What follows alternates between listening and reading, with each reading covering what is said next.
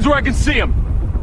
You don't belong here. This is a closed site. This is my property, Deputy. I own this land. You are trespassing. Don't play games with me, ID, now! It was a breathtakingly beautiful Friday evening in October 2024.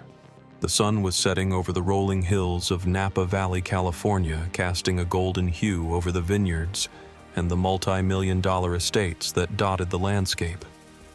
Augustus Gus Vance, a 55-year-old architectural genius, was standing in the skeleton of what would soon be his masterpiece.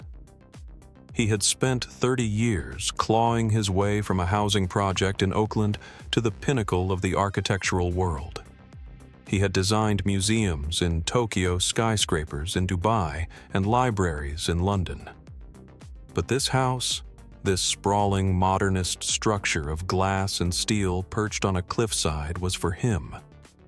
It was his retirement gift to himself and his wife. Gus had driven up from San Francisco in his vintage 1965 Shelby Cobra, a car that was a piece of art in itself. He had parked it near the construction trailer, grabbed his iPad Pro, which contained the latest schematics, and walked through the open chain-link gate to check on the progress of the cantilevered living room. He was a man of precision, of vision, and of immense pride. He had no idea that his evening inspection would turn into a nightmare that would expose the dark underbelly of the Napa County Sheriff's Department, destroy a deputy's career, and result in a record-breaking $4.8 million settlement. Before we continue deeper into this story, where are you watching from? Please write your city or state in the comments below. And if you haven't subscribed to the channel yet, please hit that subscribe button now. Stories like this one are essential to understanding the reality of our justice system, and your support helps us tell them. Gus was lost in thought examining a welding joint on a steel beam when he heard the crunch of gravel. He didn't turn immediately, assuming it was his contractor Mike coming to discuss the timeline. But when the voice barked at him, it wasn't Mike's friendly baritone. It was the sharp, aggressive shout of authority. Deputy Ryan Brody was 26 years old. He had been on the force for 3 years. He was a transfer from a rougher precinct in a different county, where he had developed a style of policing that relied on intimidation rather than investigation. Brody had been patrolling the high-end district of Napa looking for outsiders. There had been a string of construction site thefts in the valley, copper wire, expensive tools, lumber. The suspects were described as young males in pickup trucks. Gus Vance was a 55-year-old black man in a bespoke suit standing next to a classic convertible worth $500,000. He did not fit the description. But Deputy Brody didn't see the suit. He didn't see the car. He didn't see the gray in Gus's beard that commanded respect. He saw a black man alone on a construction site in a wealthy neighborhood, and his bias filled in the rest of the picture. Brody had parked his cruiser at the bottom of the driveway out of sight and hiked up the gravel path to catch the perp in the act. He emerged from the shadows of the unfinished garage, hand resting on his taser. "Get off the property!" Brody yelled again, closing the distance. Gus turned slowly. He held his iPad at his side. He adjusted his glasses. He looked at the deputy with the same critical eye he used to inspect faulty concrete. "Good evening, deputy," Gus said, his voice calm and resonant. "Is there a reason you are shouting on my property?" "Your property?" Brody scoffed. "Yeah, right. I've heard that one before. Construction sites are closed at 5:00 p.m. You're trespassing. We've had thefts here." "I am aware of the thefts," Gus replied. "I am the one who reported them last week. That is why I am here inspecting the site security. My name is Augustus Vance. I am the owner." "Do you have ID?" Brody demanded, ignoring the explanation. Gus sighed. He knew the law. He knew that California is not a stop and identify state unless there is an arrest. But more importantly, he knew that he was on private property. A police officer cannot demand ID from a person on their own land without reasonable suspicion of a crime. "My wallet is in my vehicle," Gus said, gesturing toward the Shelby Cobra parked 50 feet away. "However, I am not obligated to provide it. You are on private land. Unless you saw me commit a crime, you are trespassing. You walking around a construction site after hours is suspicious," Brody countered. "And that car probably stolen. It doesn't match." "Doesn't match what?" Gus asked, his voice dropping an octave. doesn't match me. Is that what you are trying to say? I'm saying you don't look like a construction manager and you don't look like the owner, Brody snapped. Now put the tablet down and walk to the car. We're running the VIN. I am not a construction manager, Gus corrected. I am the architect and the owner, and you are not touching my vehicle. Brody had run out of patience. He was used to people complying out of fear. He wasn't used to confident men who knew their rights. He pulled his taser. The red laser dot danced on the expensive fabric of Gus's jacket right over his heart. I said, get on the ground, do it now or you're gonna ride the lightning. Gus froze. He knew the physics of electricity. He knew that at his age, a taser shock could cause cardiac arrest. He slowly, carefully placed his iPad on a stack of lumber. He raised his hands. I am complying under duress, Gus said, loud enough for the body camera he hoped was recording. I'm standing down, but you are making a career-ending mistake, son. Don't call me son, Brody yelled. He rushed forward, holstering the taser and grabbing Gus's arm. He swept Gus's leg, slamming him face first into the dirt and gravel. The impact was brutal. Gus felt a sharp pain in his wrist, his drawing hand. Gravel dug into his cheek. Dust filled his mouth. Stop resisting, Brody screamed a phrase he used for the camera even though Gus was limp. I am not resisting, Gus grunted into the dirt. My arm. Be careful with my arm. Brody wrenched Gus's arms behind his back and ratcheted the handcuffs on. He pulled them tight, compressing the nerves. He then hauled Gus to his feet, dragging him toward the patrol car. You're under arrest for trespassing, resisting arrest, and suspicion of burglary, Brody announced, panting from the exertion. You haven't even checked the permit, Gus said, wincing from the pain in his wrist. It's on the fence. Right there. Permit issued to Augustus Vance. Brody didn't look at the fence. He marched Gus down the driveway. As they reached the bottom, a neighbor, Mrs. Evelyn St. James, was walking her golden retriever. Mrs. St. James was 70 years old, the matriarch of the valley and a close friend of Gus. She had been the one to sell him the land. She stopped in her tracks. She saw the young deputy dragging Gus, whose suit was covered in dust, whose face was bleeding slightly. Augustus, she called out, horrified. Augustus, my God, what is happening? Brody stopped. Ma'am, step back. This subject was caught trespassing. Trespassing. Mrs. St. James laughed, a sound of pure disbelief. You idiot, that is Augustus Vance. He owns the land. We had tea yesterday. He's a suspect, ma'am, Brody said, unsure now, but too deep to stop. He refused ID. Because he's at his own house. Mrs. St. James pulled out her phone. She didn't call the police station. She called the sheriff directly. She had his personal cell number because her late husband had been a judge. Sheriff Miller, this is Evelyn. You have a deputy, a short man with a bad attitude, currently assaulting Augustus Vance on his own driveway. If you are not here in 5 minutes, I am calling the governor. Brody heard this. His stomach dropped, but he couldn't back down. He shoved Gus into the back of the cruiser. Sit tight, Brody muttered. We'll sort this out. Gus sat in the back of the car. The pain in his wrist was throbbing.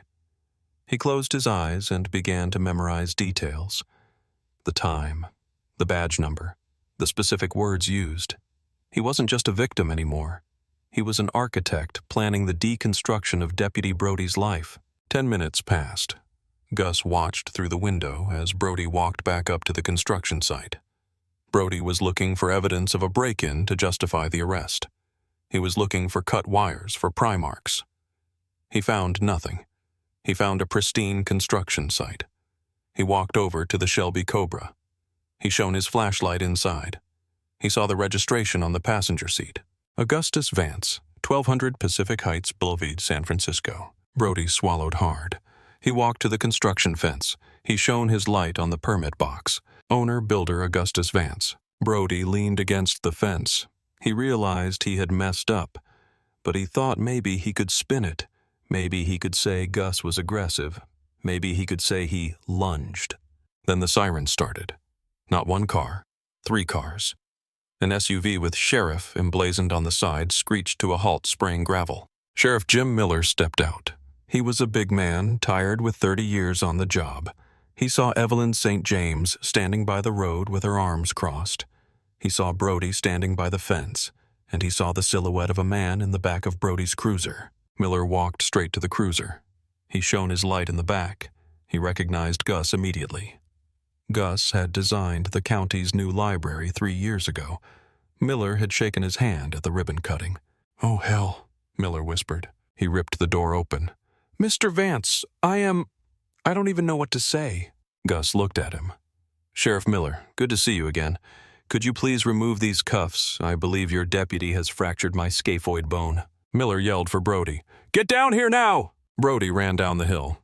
"Sheriff, I can explain. He was uncooperative. He wouldn't show ID. He fit the profile of the wire thieves." "The wire thieves are teenagers in a beat-up truck," Miller roared. "This is Augustus Vance. He is one of the most famous architects in the world. He owns this land, and you arrested him for standing in his own living room." "I didn't know," Brody stammered. He didn't comply. He doesn't have to comply with an illegal order." Miller grabbed the keys from Brody's belt. He uncuffed Gus himself. Gus stepped out of the car. He didn't rub his wrists. He held his right hand cradled against his chest. It was swollen and purple. "Medical," Miller said into his radio. "I need an ambulance at the Vance site. Possible fracture." "I don't need an ambulance, Jim," Gus said quietly. "My wife is a surgeon at UCSF. I will have her look at it. What I need is your deputy's badge number, his full name, and the body camera footage secured immediately." "You'll have it," Miller promised. "Mr. Vance, I am so sorry. This isn't how we operate." "It appears it is exactly how you operate," Gus replied coldly. "You hire men who see a black man in a suit and assume he is a criminal. You hire men who escalate to violence within 30 seconds. This wasn't a mistake, Jim. This was a reflex." Gus walked to his Shelby Cobra. He couldn't drive it with his broken wrist. He handed the keys to Mrs. St. James. "Evelyn, would you mind holding on to this for me? I'll call a car service." "I'll drive you to the city myself, Augustus," Evelyn said, glaring at Brody. "Get in my car." Gus left. Brody stood there looking at his boots. Sheriff Miller looked at him with disgust. "Give me your gun and your badge. You're on administrative leave pending investigation, and pray to God that wrist heals or you're going to bankrupt this county." The next morning, the legal machinery began to turn. Gus didn't hire a local lawyer. He hired the most aggressive civil rights firm in Los Angeles, a team known as the Wolves of Wilshire. They filed a federal lawsuit within 48 hours. Vance v. Napa County Sheriff's Office. The allegations were blistering. False arrest, excessive force, unlawful search and seizure, racial profiling, and violation of the Americans with Disabilities Act. Gus had a minor hearing impairment that he had mentioned during the arrest, which Brody ignored. The damages sought were astronomical. But the real leverage was Gus's hand. He was an architect. His hand was his livelihood. The fracture required surgery. He needed pins put in. He couldn't draw for 6 months. Several major projects had to be delayed or handed off to junior partners. The loss of income was calculated in the millions. The discovery phase was a disaster for the sheriff's department. Brody's personnel file was subpoenaed. It revealed a pattern. In his previous job, he had 3 complaints for excessive force against minorities. The Napa Sheriff's Department had hired him anyway, ignoring the red flags because they were short-staffed. This added a claim of negligent hiring to the lawsuit. Then the body camera footage was released. It went viral instantly. The contrast was stark. Gus, calm, articulate, dressed impeccably, standing on his own property. Brody, frantic, aggressive, shouting contradictory commands. The moment where Brody shouted, "You don't belong here," while arresting the man who literally owned the land, became a soundbite on every news station in America. The public outrage was intense. Protests were held outside the sheriff's station. The Napa Valley Vintners Association, a powerful group of wealthy landowners, wrote a letter to the county demanding accountability. They realized that if the police could do this to Gus Vance, nobody was safe from incompetence. The county attorneys tried to settle for $1 million. Gus's lawyers laughed and walked out of the room. "Mr. Vance doesn't need your money," his lawyer told the press. "He is worth $50 million. He wants justice. He wants change." 6 months later, on the eve of the trial, the county folded. They knew a jury would destroy them. They agreed to a settlement of $4.8 million. But the money came with conditions attached by Gus: termination.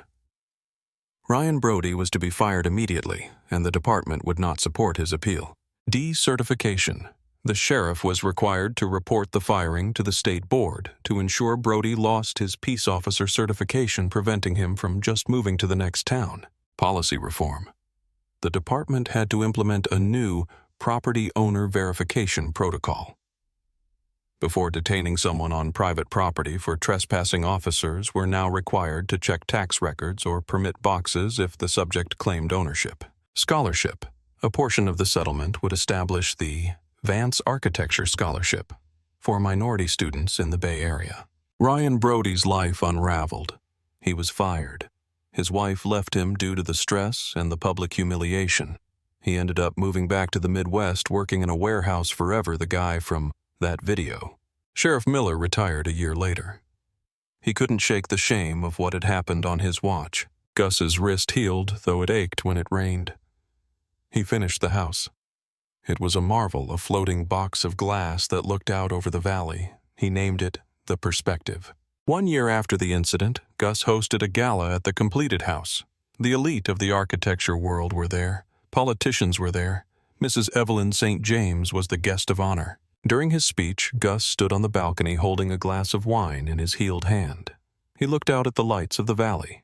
"This house," Gus said to the crowd, "is built on a foundation of steel and concrete, but the home is built on the foundation of rights. Rights that we must defend. Rights that we must know. I was arrested on this spot because a man with a badge couldn't imagine that someone who looked like me could build something like this. He tried to take my dignity. Instead, he gave me the bricks to build a legacy of justice." The crowd applauded. Gus sipped his wine. He had won. But he knew that somewhere else on some other night another young man was being stopped, and he hoped that young man knew his rights too. So what is the valuable lesson we must take away from this story? The lesson is the power of calm assertion and the high cost of assumption. Deputy Brody's downfall was rooted in his inability to question his own assumptions. He assumed Gus was a criminal based on optics and bias. He assumed he had the authority to demand compliance without legal justification. He assumed he was the most powerful person in the interaction. These assumptions cost him his career. On the other hand, Gus Vance demonstrated that knowledge is the ultimate shield. He knew the law regarding private property. He knew the limits of police authority. He refused to be baited into anger or physical resistance, which would have given the officer a legal excuse to use even more force. By remaining calm, stating the facts, and narrating the injustice as it happened, he created an unassailable record of the truth. For the audience watching, the takeaway is clear. Do not judge a book by its cover, and never assume you know someone's story just by looking at them. Whether you are a police officer, a manager, or a neighbor, take a moment to pause. Ask questions before you make accusations. The person you are judging might just be the architect of your downfall if you are wrong.